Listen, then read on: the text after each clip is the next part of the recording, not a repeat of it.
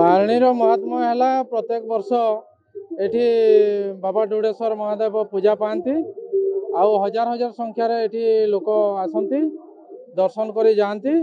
आमर चटाण रे एटा नदी गर्भ चटाण रे ठाकुर को सुखा जाए प्रत्येक वर्ष पानी को साइड करा जाए बारणी दिन पूजा करा जाए एवं आमर पुलिस बाहिनी मध्य प्रत्येक वर्ष आसती शांति श्रृंखला धाड़ी रे लोक माने आसती रक्षा करती।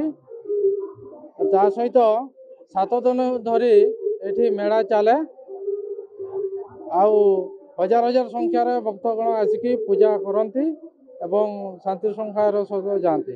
बाबांकर चैत्र कृष्ण पक्ष चतुर्दशी तिथि आसिले बाबांकर ढुडुआ बारुणी पूजा हुए। बाबांकर सकाळु मंगल आरती पूजा हुए, रुद्राभिषेक हुए, जलाभिषेक हुए। जलाभिषेक सरिबा पर षोडशोपचार पूजा हुए। हेई सारिबा पर बाबांकर नीतिकांति सरिबा पर भक्तंकर पूजा आरंभ हुए। भक्तंकर पूजा सरिबा पर पुणी आउ थे बाबांकर मंगल आरती हुए। आरती सरले पूजा सरला। बाबांको महिमा होची गंगाहार नदी मझिरे रहिचंती। सब जलस्रोत सबु बेले बाबांको ऊपर पड़ू अहरह सब बेले जलस्रोत पड़े से ना दिया है कि ढुडुआ बारुणी।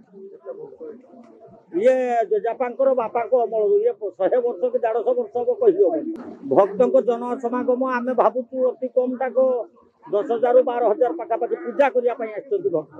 श्रद्धालु किंतु बाहर अच्छा 30,000 ରୁ 40,000 पाखापाखि। बारुणी देखते तो ये पूजा होती महादेव पूजा होती पूजा सारी पूजा करें पूजा कले महादेव पूजा भल बुलवा भल लगे पूजा पूजा आगुरी मुझे देखी आज प्रथम देखली भल लगे दर्शन कर दर्शन करके जगह भी भल लगुच ये पाखापाखि 5,000 लोक अच्छा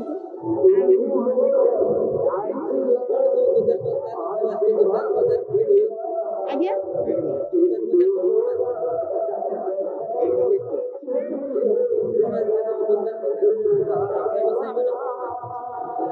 किस कहले आमर ये हूँ मेलार जमी जहाँ कि आसे खाइबा जिनस कि आउ सब आसे सब प्रकार जिनस आगुरी छोट बेला थर आसती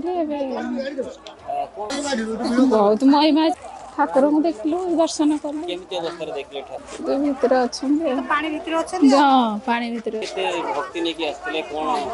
भक्ति तो अच्छी बोले तो आसिक दर्शन करी बहुत बहुत श्रद्धालु।